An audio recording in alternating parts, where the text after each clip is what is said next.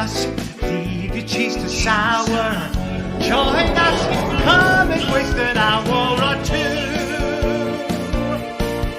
We've got magic to do just for you. Welcome to Studio Tenn Talks. Good evening. I'm Patrick Cassidy. I'm the artistic director for Studio Tenn, and welcome to Studio Tenn Talks. We have an incredible show tonight.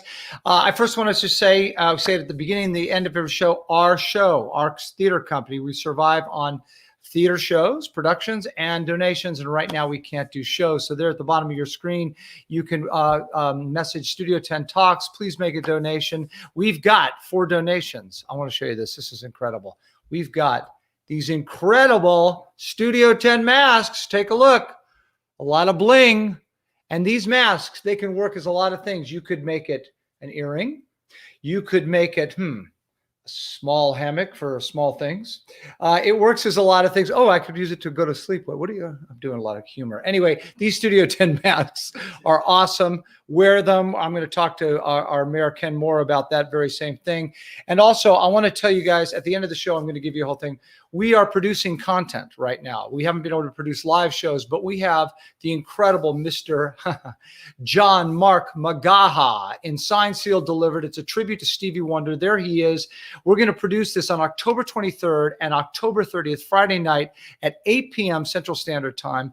It's John doing the work. He sings Stevie Wonder, and he sings like a dream. We're going to play him at the end of the show. You'll see him, and he himself will be on Studio Tenn Talks. I believe it's on October 19th. I think it is. But anyway, we'll let you know that.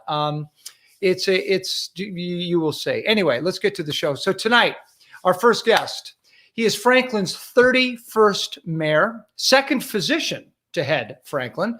Prior to serving as vice mayor and mayor, Ken Morre was elected to the board of mayor and alderman in 2007 as an alderman at large. In May of 2012, he was elected to serve as the chair of the Middle Tennessee's Mayor's Caucus that covers a 10-county area with a population of 1.67 million people.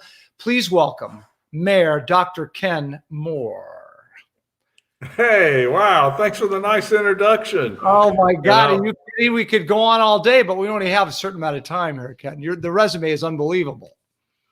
Well, you're very kind. Franklin's been very good to me. I love the intro that you did. That was so upbeat and so exciting. And wow, with John Magaha, he's such a talent.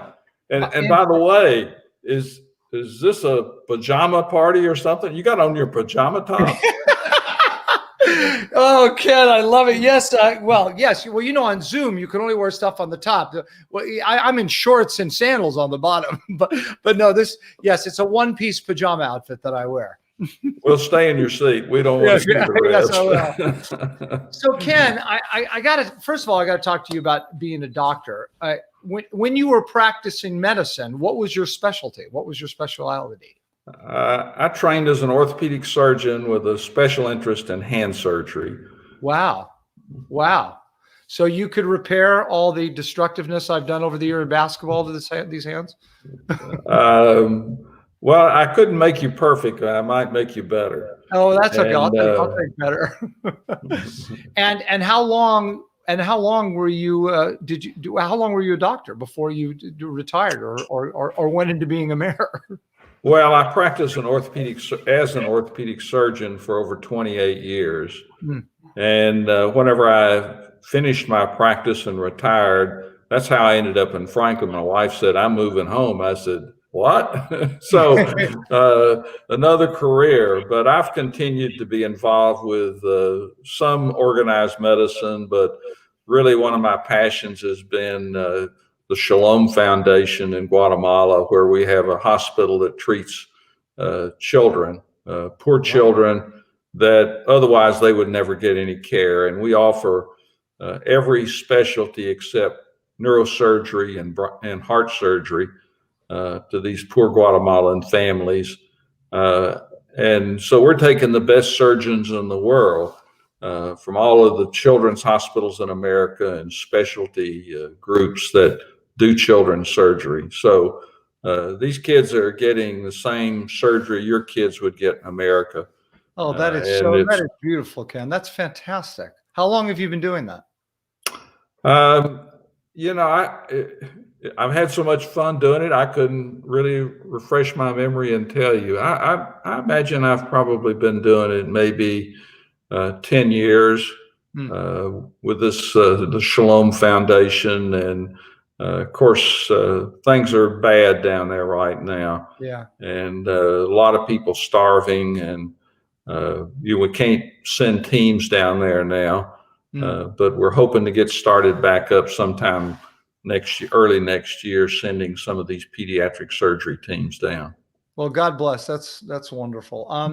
So, I was thinking, well, first of all, how many years have you actually been the mayor of Franklin? Well, some days it feels like forever, but I'm sure in the last 6, 7, 8, 9 months, it's felt a little long. January 2011, I became mayor of Franklin. And so I've had 3 elections since, with the most recent being October of 2019. And I'm blessed that the last 2 elections, I have not had an opponent. So those have been easier races.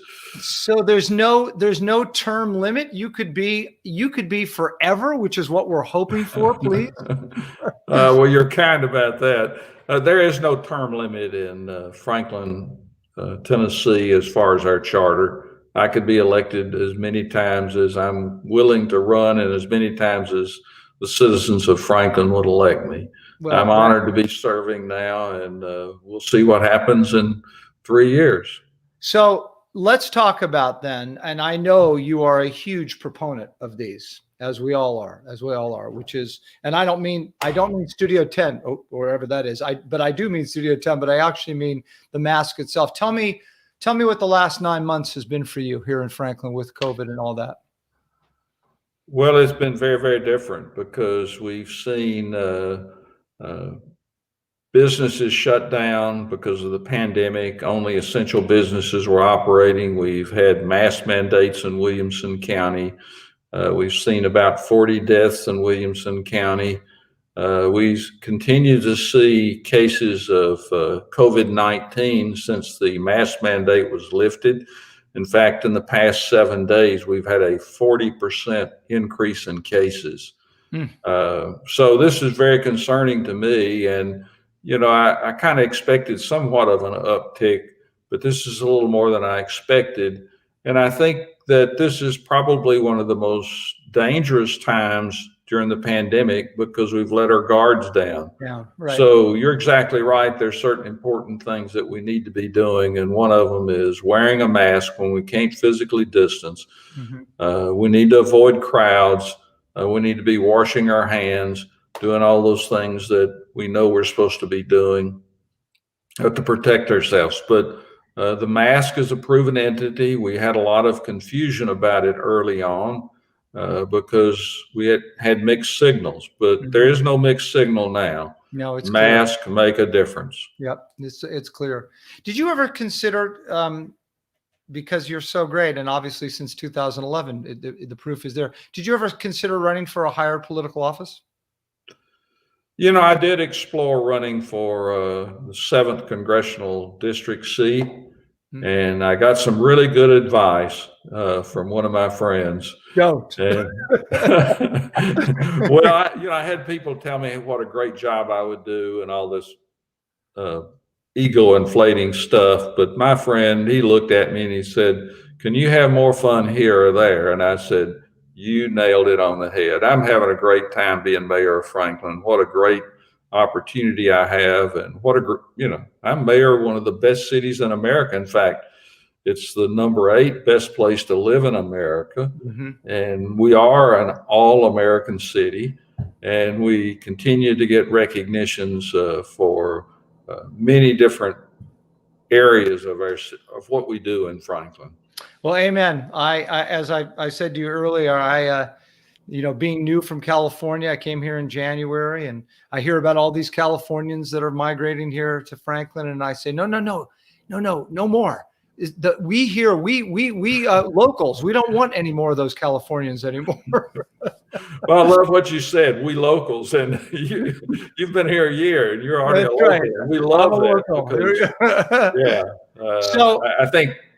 Go ahead. I'm sorry. No. Tell me what you've done so much for the community. We've talked about how great Franklin is.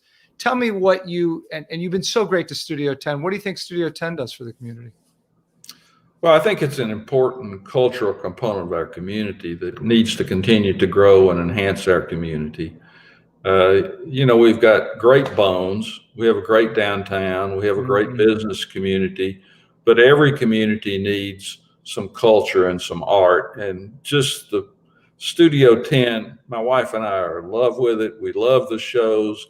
And this is not a paid political announcement. This is from my heart that, the talent there just overwhelmed. I mean, if you don't leave uplifted, you were asleep, and you're not going to go to sleep at a Studio 10 production. And so thank you for coming and being the new artistic director. And we just see great things happening in the future for Studio 10. Thank you, Ken. Thank you for having me. I've enjoyed it. And it's by all these people, like, for example, Michael tonight, Feinstein, and have been so good to me and are just supporting the theater so much. And so I want to leave with one thing that I just so enjoyed. So I had the pleasure with my wife to have dinner at both you and Linda's home, and Linda made a lasagna that was literally, I've never had lasagna that good. So my question is there any chance that you guys would, I don't know, create a curbside pickup where I could come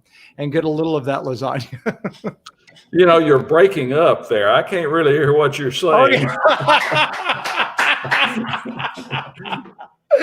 I just was saying how much I appreciated Linda's lasagna. It was so fantastic the night we had dinner at your house. It was great.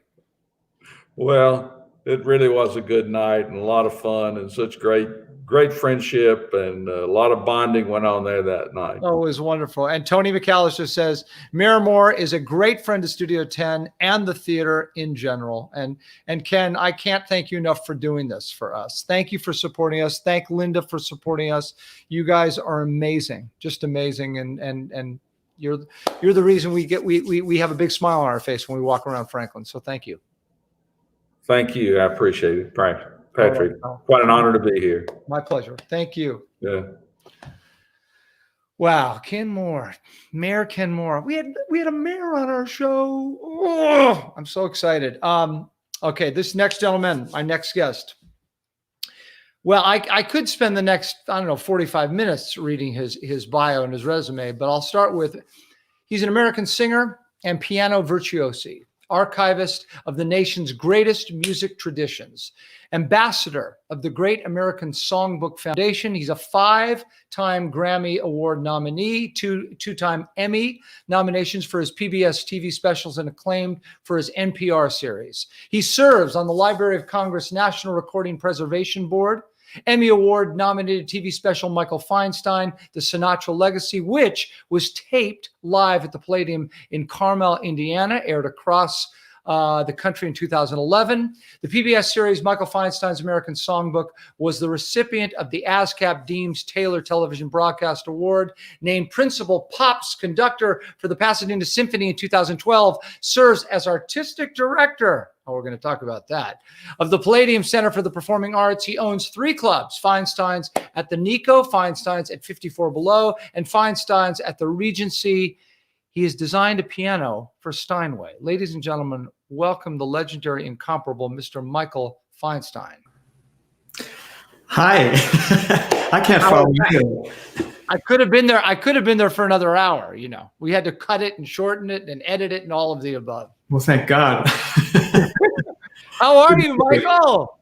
I'm good. I'm feeling a lot of gratitude. Thank you. Oh my God.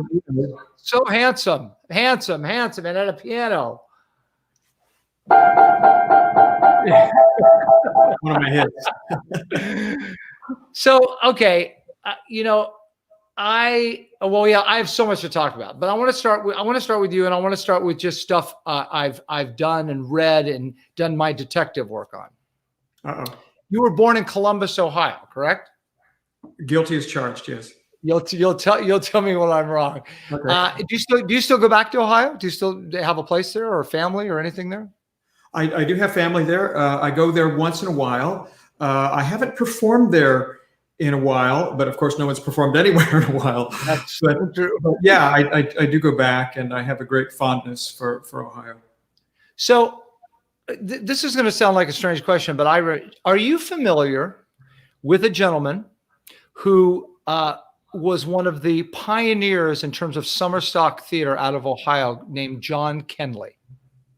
Yes, I met John Kenley. I didn't know him. He was a hermaphrodite. Yes, he was. Among other things, but that wasn't the most important thing about him by a long shot. He really did remarkable things for regional theater, and I grew up going to all the Kenley Players shows, and that's where I first saw Paul Lynde doing Plaza Suite. And, Did you see Shirley Jones or Jack Cassidy? Because the reason I know him, and I was a young kid, I was 8, 9, so my parents would do summer stock for the Kenley Players, and they would play Columbus, and they would play Dayton, Dayton, Warren. Later there was Flint. I think they played in Flint, but there was a circuit. Yeah, there was a circuit. And he was an extraordinary man. I remember just from a child's perspective, he reminded me of like David Bowie, like during the Thin White Duke. He had that jet red hair and that translucent, beautiful white skin. Yeah. And he talked very fast. This is John Kenley. And he was so amazing. Now, the thing that I've come to know about him is that in the summertime, he was this big producer, John. And then in the wintertime, because of being a hermaphrodite, he lived in New York City and was Joan. Is that correct? I heard he was Jane, but the point is made. Yes. I don't know if it was Joan or Jane. Yeah, no, he literally lived 2 separate lives, and how he thrived in Ohio, a relatively conservative place, living his life very openly and very freely, I think is remarkable when I think back about it. I mean, it didn't really compute when I was a kid, but yeah. But there he was, and he was immensely successful and brilliant. He lived to be, I think, like 103. That's exactly right. And they're trying to do, and his life as a movie would be extraordinary, or even as a musical, but yeah, amazing.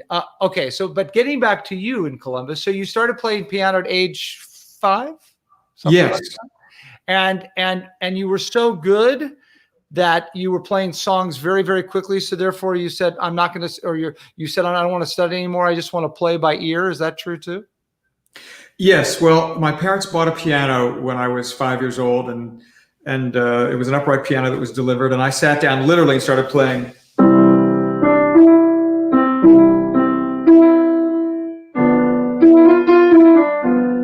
I literally could sit down and play. I could play the piano. I cannot explain why, but I instantly knew how. And so my mother was convinced that somebody had taught me, and they hadn't. I could play by ear. And wow. So I didn't want to take lessons because the teacher would put these books in front of me and say, you have to practice. And I could already play, and I didn't understand how it would be valuable to learn to read music, to have discipline. But instead, I just sort of improvised my way through. And it's kind of still what I'm doing. Well, Michael, when I read this about you, I was blown away because my younger son, Jack, who's got a record deal and a publishing deal, and is actually the reason why my wife and I moved here. He's the same way. He learned. He was playing pop songs within 2 weeks. Mm-hmm. So like Let It Be, all the Beatles stuff, he took to it all by ear. So the idea of learning music theory was not happening. He wanted to, you know what I mean? Once he got into songs. Now, but you must have gone on, though, then to learn to obviously read and study music theory and all that. No? Yes? Well, I can read enough. I mean, because I'm conducting symphonies now. Right. I mean, I'm still not as facile as I'd like to be, but it still is in some ways laborious. It's not easy. And I didn't take up other instruments because I tried to play the violin or whatever, and it wasn't instantaneous. So I just stuck to the piano. But my musical skills are really very limited, but I operate instinctively. And so sometimes it drives me crazy, but that's the way it is. And at this point, it's probably not. Your instincts are perfect. I mean, it's crazy. It says, hello from Central South Dakota. I can't wait to visit Franklin someday. Hello, Jessica. How are you? Love Studio 10 and Dr. Michael Feinstein. Are you a doctor? Well, I have 3 honorary doctorates, and after the first one, my mother said, "Finally, a doctor in the family." So, Michael Feinstein is one of the most brilliant, talented performers I've ever seen. I agree with you, Flo. Okay, so it said that you actually started, I guess, to make some extra money that you worked in piano bars. Yes, I did. Yes, I was told by my high school guidance counselor that I wasn't college material, so I didn't know what I was going to do out of high school. But even when I was in high school, I started playing in restaurants and piano bars, and I played at a place called the Dell, which had singing waiters, and they would have the cast parties for Kenley players that you mentioned earlier. So I met all of these stars in that particular summer, and that's how I was supporting myself right out of high school, because I didn't have the ability to do anything else. And I learned that when you play the piano in a piano bar or a restaurant, the most important thing is to have a very large tip jar, because the larger the jar, the smaller the money looks. So I went out and got the biggest tip jar I could get, and I learned the whole psychology about it. People ask you, "Do you know how to play this song?" "Oh, sure." You just fake it, and usually they're so drunk, they're happy, they'll give you $20. I mean, I was killing it when I was 17. Well, Billy Joel wrote a song about that. His anthem, Piano Man, is literally that.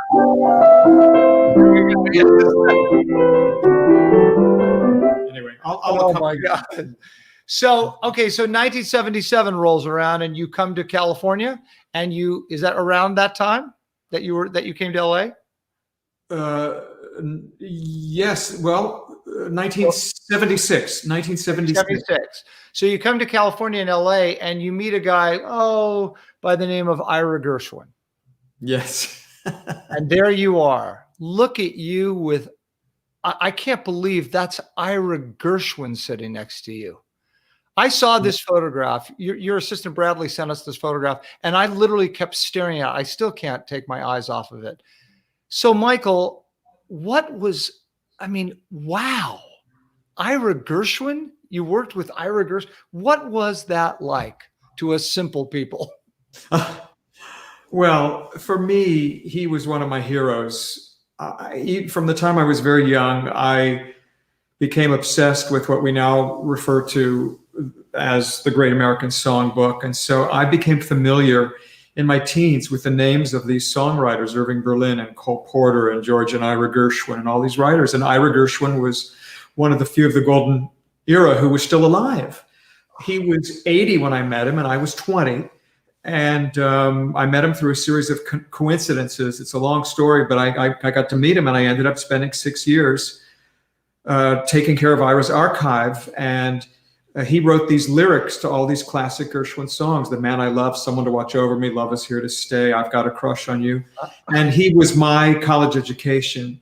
And he was a very nice man. He never had children. And I was kind of like the son or grandson that he never had. And he and his wife basically gave me my career. And Rosemary Clooney lived next door, and I got to meet Rosemary, who was one of my favorite singers. And I mean, Beverly Hills, it was just filled with amazing talent. And because of Ira, it opened doors where I was able to meet a lot of other amazing musicians.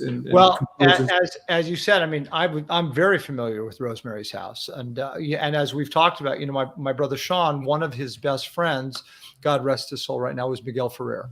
Yes. And so Sean was there all the time. And correct me if I'm wrong here, but the piano that was in Rosemary's House was George Gershwin's piano. Is that correct? Well, I don't know if it was actually George's, but the piano was in the same place in the living room where George's piano was. Rosemary recorded all of her radio shows with Bing Crosby at that piano, and Errol Garner played that piano. And I mean, it was exciting to play it. And the kids, as you know, always thought that the ghost of George was in the house, because we lived in the house where George and I had lived in the 30s. So So it was filled with that resonance. Sean talks about, he's saying that he actually learned to play piano on that. In those days, the mid 70s, everybody was smoking cigarettes. They used to put cigarettes out on the piano. I said, that's George Gershwin's piano, well, I want to show a little clip of you. This is not Gershwin, but this is Cole Porter, and this is Michael Feinstein. Watch. Begin.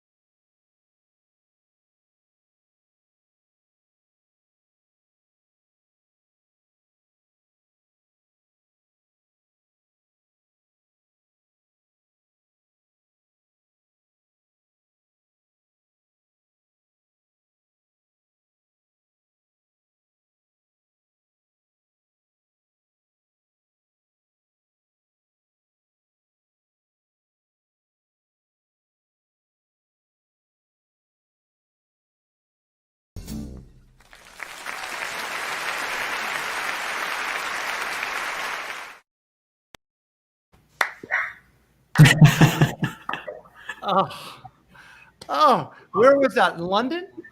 Yes, that was London. That was London. Wow. And how big an orchestra? This felt like a huge orchestra. It was a 17-piece big band, 17 pieces, no strings, but amazing players. Oh my gosh. Okay, so I want to talk about the Great American Songbook Foundation, how that came about. And there's Cindy Owens. Hi, Cindy. And how that, obviously must have started in some respect to your original relationship with Ira. It must have just built on, that. No? Yes?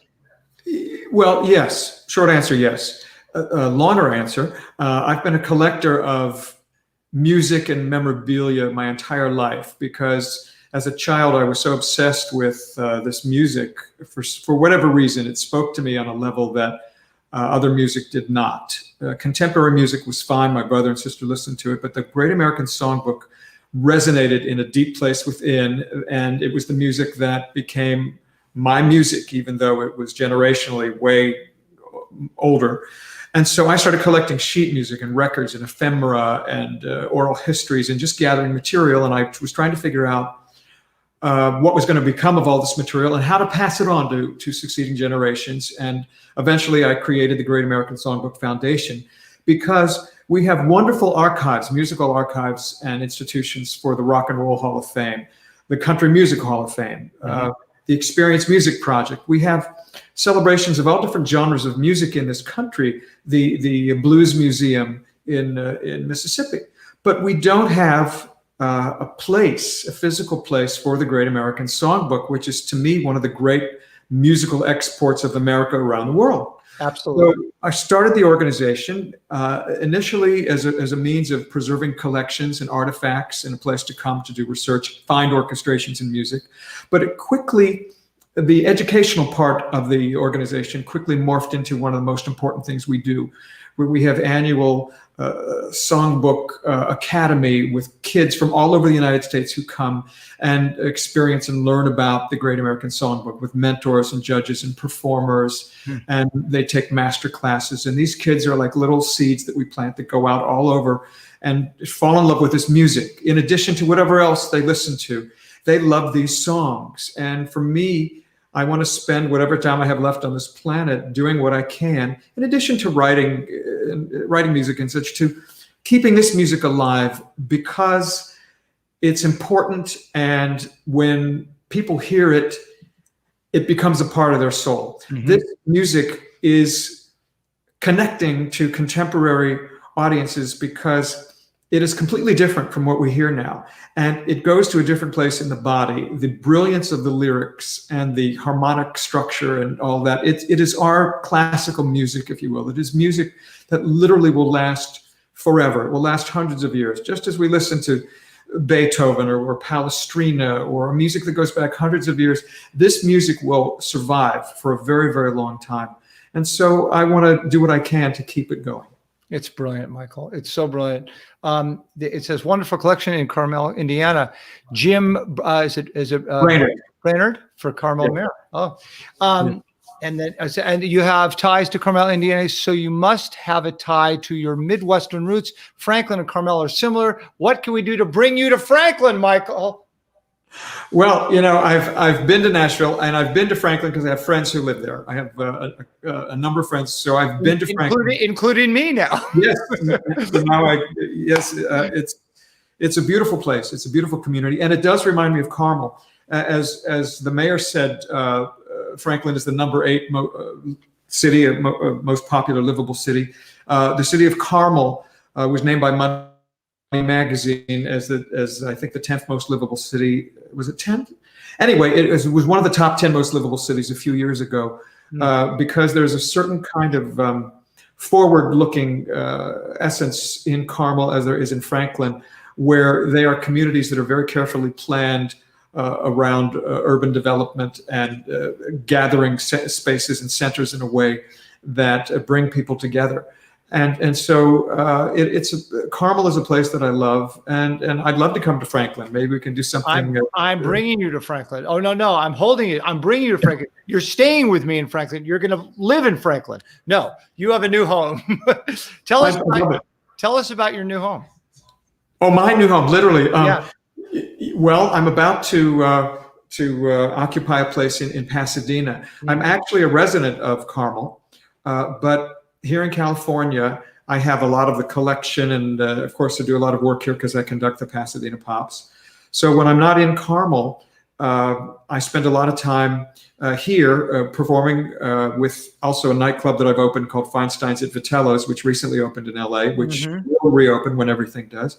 But this house that my husband Terrence and I have acquired in Pasadena is one that has a lower level that will allow me for the first time to collate my entire archive that I have, much of which will go to the Great American Songbook Foundation in Carmel eventually, and some things will go to other places. But it's going to be an extraordinary place for me because I'll spend my entire life on that level. But the house itself was built in 1930 and was owned originally by a couple who were childless.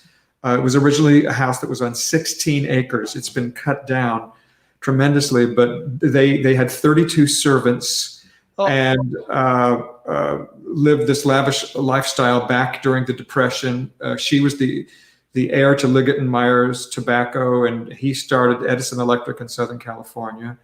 Well, you said to me, I asked you earlier, you told me that this lower level where you're going to spend much of your time, where you're going to have your collection is 10,000 square feet, and it might fit your music collection. Might.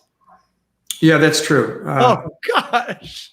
Well, I've inherited a lot of collections that were on the verge of being thrown away. Literally, archives from studios and such that were going to go into the dumpster. So I'd say, I'll take it. And so a lot of things have been in storage, and now I will have the ability to go through them, to conserve them, and to send them to the foundation in Indiana, and to make sure that they get out there to other organizations just to preserve it. Yeah, that's the important thing, and so I'm excited about that. That's brilliant, Michael. It's brilliant. My mother. I wanted to talk to you about your clubs. My mother played the Regency, and I sang with her. I got up on the stage. She was doing her club act, and she played there.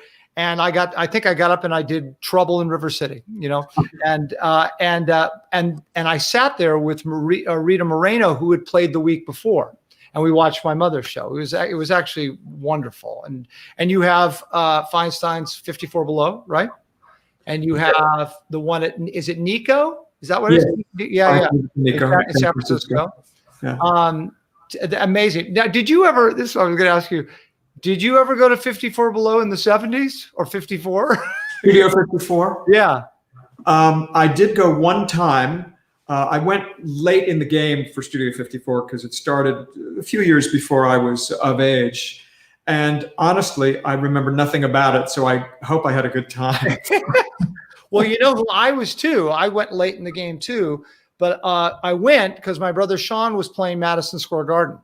Wow. And we'd done a concert and we went there. And I do remember meeting Liza there. Yes. I do remember meeting Andy Warhol there. And I must have been 13 or 14 or something like that. Oh my God. So, well, be that as it may, I want to show another clip of you. This is with you and Mr. Darren Criss with a little, with little witchcraft.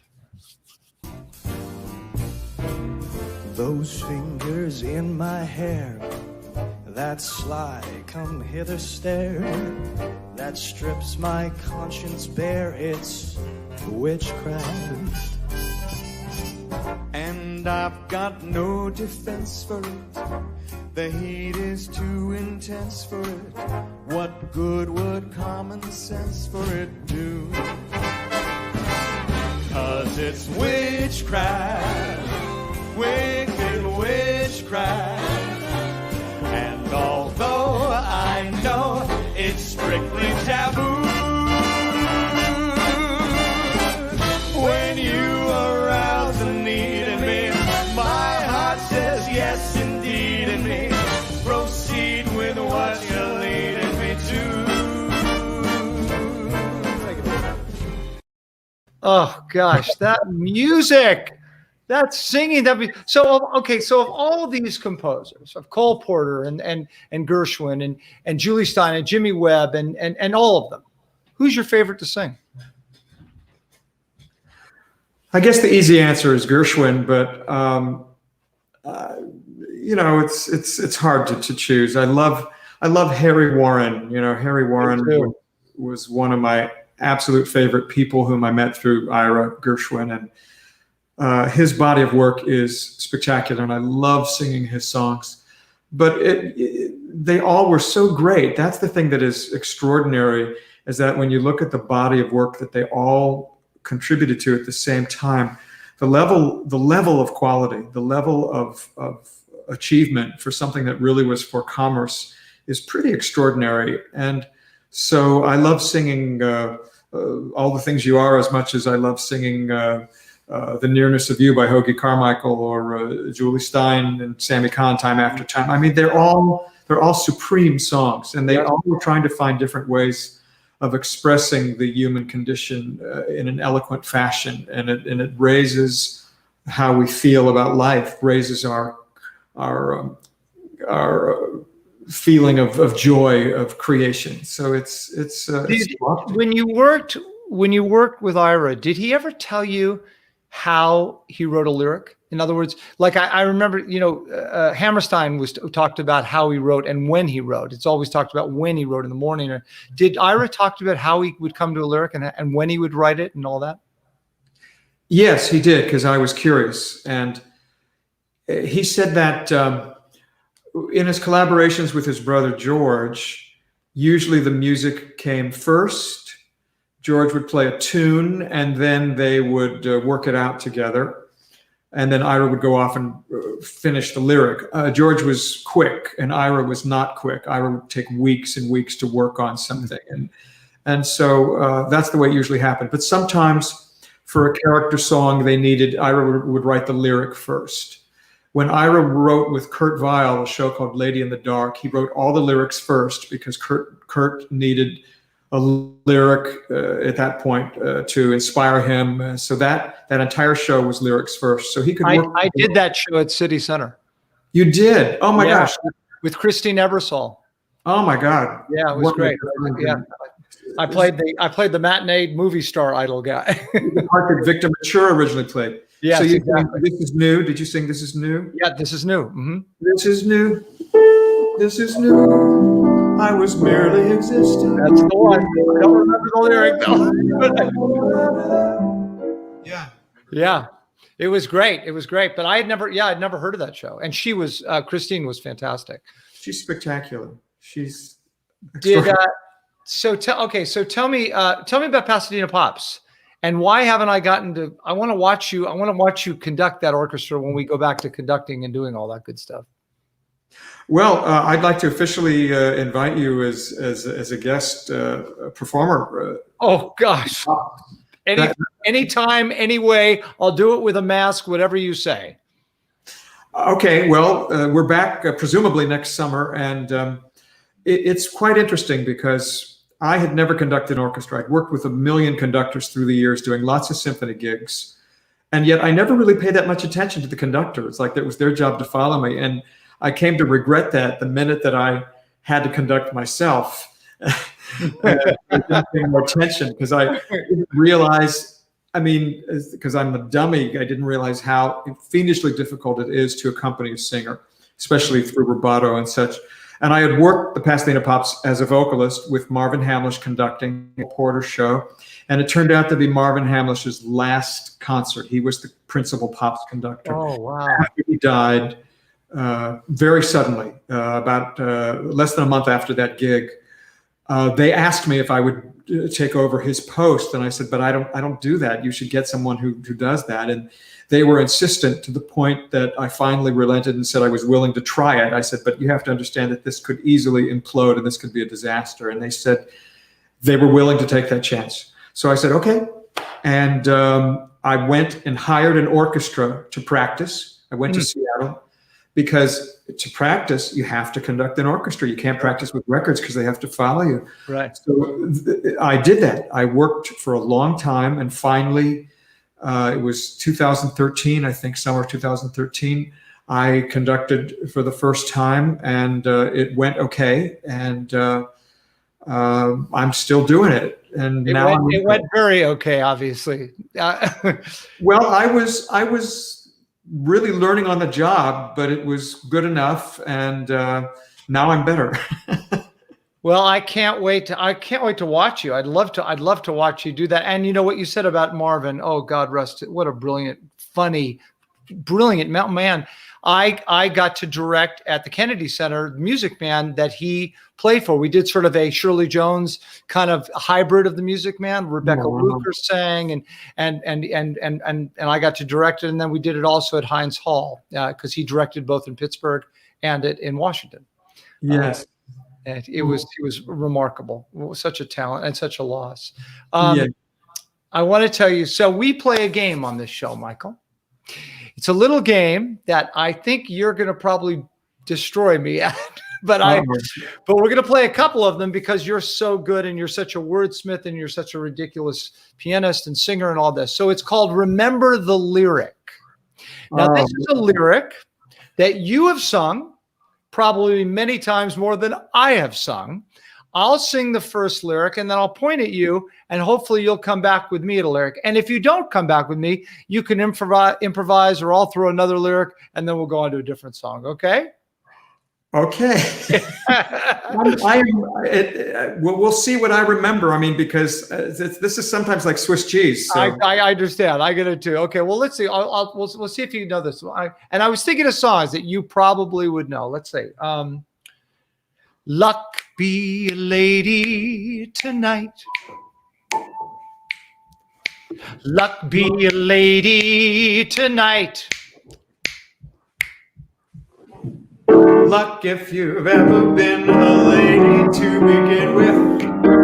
Luck be a lady tonight. Yeah! See? I just got destroyed. My producer's going, Patrick, get off the freaking virtual thing. You're terrible. Okay, that's one. All right, I'm willing to take a beating again. Okay, here we go. Oh no. This is a little Irving Berlin. Ready? All right. And I did this one, so this one I know too. There's no business like show business, like no business I know. I was thinking which chorus. Everything about it is appealing. Everything that traffic will allow. Nowhere could you get that happy feeling when you're stealing that extra bow. There's no people like show people like no people I know. You're amazing. I have to play this game with you. Still, you wouldn't change it for a second. Go, let's go. On with the show. You're unbelievable. See, you and I could get on prime time. Forget these guys in my living room. We're going to prime time. I'm ready. Okay, so then we're going to play this one more time. Okay. Because this is truly my favorite song. Uh-oh. It's my favorite song that you do. Yes, he wins by playing the piano. No, he wins by a lot more than that. So I just want to just do a little piece of this with you, and then I'm going to show it. But I just have to do a little piece to say that I got to sing this with my hero and my idol that you did this song. So we'll start with this. When a man's an empty kettle, he should be on his mettle. And yet he's torn apart. Just because I presume that I could be kind of human if I only had a heart. Oh, you are brilliant. Ladies and gentlemen, I'm going to show you the full clip of this because it's extraordinary. And then I'll tell you, and then I'm going to tell them how we met. This is Michael Feinstein with If I Only Had a Brain. Said a scarecrow swinging on a pole to a blackbird sitting on a fence. Oh, the Lord gave me a soul, but forgot to give me common sense. Said the blackbird, well, well, well, what in thunder would you do with common sense? Said the scarecrow 'twould be pleasing just to reason out the reason of the wickedness and the whiness and the whence. If I had an ounce of common sense, I could while away the hours, conferring with the flowers, consulting with the rain. And my head I'd be scratching while my thoughts were busy hatching. If I only had a brain, I'd unravel every riddle for any individual in trouble or in pain. With the thoughts I'd be thinking, I could be another Lincoln if I only had a brain. Oh, I could tell you why the ocean's near the shore. I could think of things I never thunk before, and then I'd sit and think some more. I would not be just a nothing, my head all full of stuffing, my heart all full of pain. And perhaps I'd deserve you and be even worthier of you if I only had a brain. Said a tin man rattling his jeers to a straw man sad and weary-eyed. Oh, the Lord gave me tin ribs, but forgot to put a heart inside. Then he banged his hollow chest and cried, when a man's an empty kettle, he should be on his mettle, and yet I'm torn apart. Just because I'm presuming that I could be kind to you, and if I only had a heart, I'd be tender, I'd be gentle, and awful sentimental regarding love and art. I'd be friends with the sparrows and the boy who shoots the arrows if I only had a heart. Picture me a balcony above, a voice sings low. Wherefore art thou, O Romeo? I hear a beat. How sweet, just a register of motion, jealousy, devotion and really feel a part. I would stay young and chipper, and I'd lock it with a zipper if I only had a heart. Said a lion, poor neurotic lion, to a miss who listened to him rave. Oh, the Lord made me a lion, but the Lord forgot to make me brave. Then his fingernails curl and wave. Life is sad, believe me, missy, when you're born to be a sissy without the vim and verve. But I could change my habits, never more be scared of rabbits if I only had the nerve. I'm afraid there's no denying I'm just a dandelion, the fate I don't deserve. But I could show my prowess, be a lion, not a mouse, if I only had the nerve. Oh, I'd be in my stride, a king down to the core. Oh, I'd roar the way I never roared before, and then I'd ruff and roar some more. I would show the dinosaurs who's king around the forest, the king they'd better serve. Why, with my regal Caesar, I could be another Caesar if I only had the nerve. I'd be brave as a blizzard, I'd be gentle as a lizard, I'd be clever as a gizzard if the wizard is a wizard who will serve.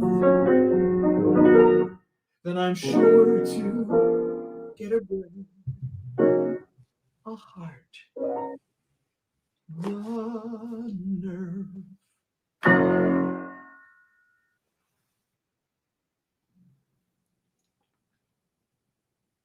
Honored to have served. You are brilliant. You are just brilliant. Oh, thank you. Wow. Thank you. Wow. I have to tell, I want to tell the audience and our audience, do you remember when we met? Or at least when I remember meeting you? Vaguely. I mean, I remember singing the song, but the context. It was at Craig Zaden's house. At Craig, yes. And I had heard the song and found out that was you, and sat with you at the piano and had the nerve to say, Michael, would you mind playing me If I Only Had a Brain? And I sat next to you and you played that song for me just like that. And I've never forgotten it. And it meant so much to me, Michael. You are extraordinarily talented. You're extraordinarily bright. I am humbled to be with you and talk with you. And I would pay to sing with you. So know that. Well, you don't have to pay. I'll pay you. I would be honored to sing with you anytime. You're amazing. And the Great American Songbook Foundation is an extraordinary thing. I can't wait to go. I want to go to Carmel and see it. I really want to see it. It's worth the trip. It's worth the trip, and we're building the museum, the thing that we've always wanted to do. We're in the process of working on that. So it's quite a place. The Palladium Performing Arts Center. It's all great, and it will remind you of Franklin. It's not that far, actually, a drive. I haven't gotten, my location thing is a little been stifled because of COVID and having been here in January and been inside most of the time. But Indiana is not far from here, I don't think. No. 4, 5, 6 hours, something like that. So we play another little game on this show. It's called, we love games. It's called You Become the Host. And you become the host for just one question. So you get to ask me anything, Michael. What is the most important thing in your life at this moment? Oh.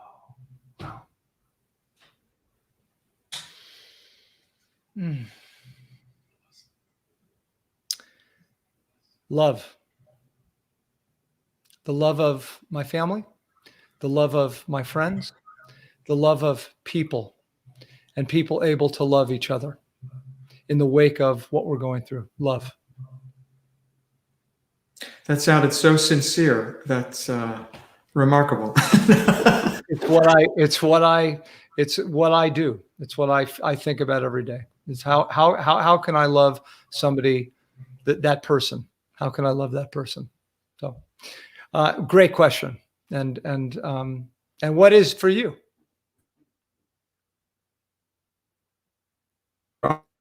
Did I lose you? I might have lost you for a minute. Certainly in your life, in your family. Oh, I hope not. Yeah, Am I there? I lost you for a second. You're back. Say it again. Take a pause for just a second. Take one pause for 1 second, Michael. Oh, now I can ask you. And for you, what is it? Well, I was being silly before, but my life is it's all about spirituality in a very private way, and music and art connects me to that. Without music, I would not be able to survive on the planet, and I think that art is the thing that sustains so many of us. And in a time where there is so much divide, we have the gift of art to bring people with disparities together, because it is the common unifying force, which is why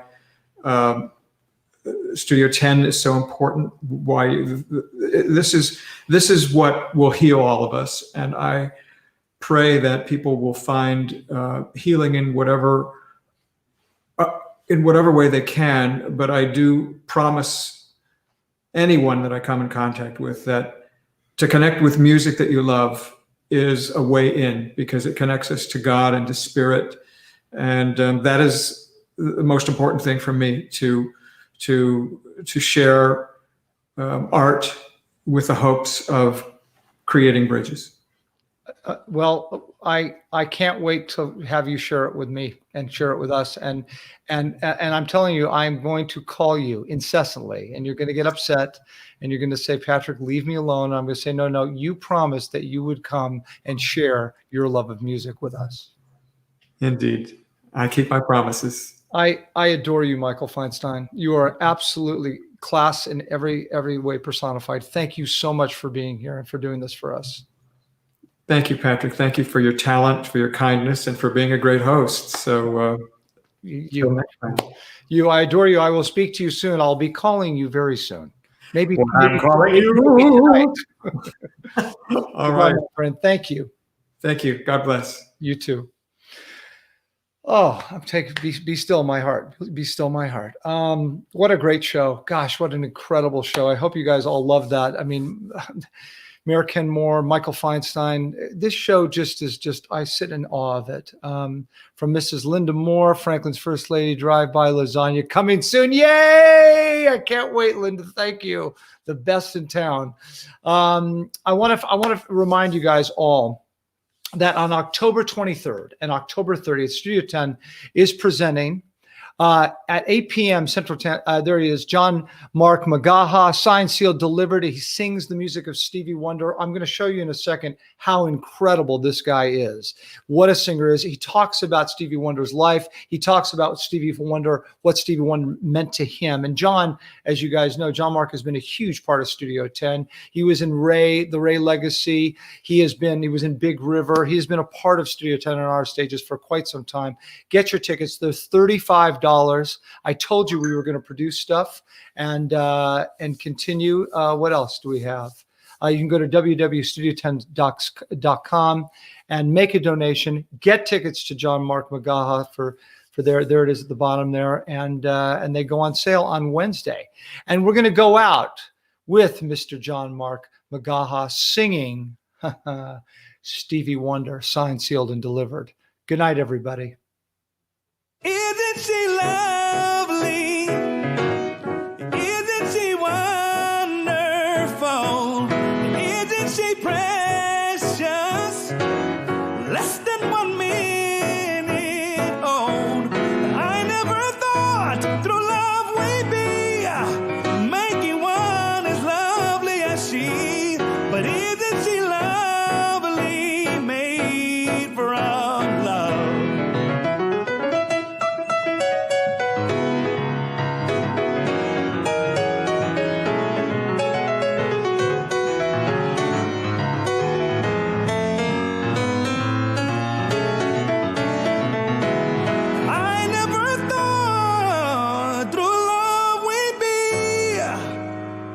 making one as lovely as she. But isn't she lovely, made from love?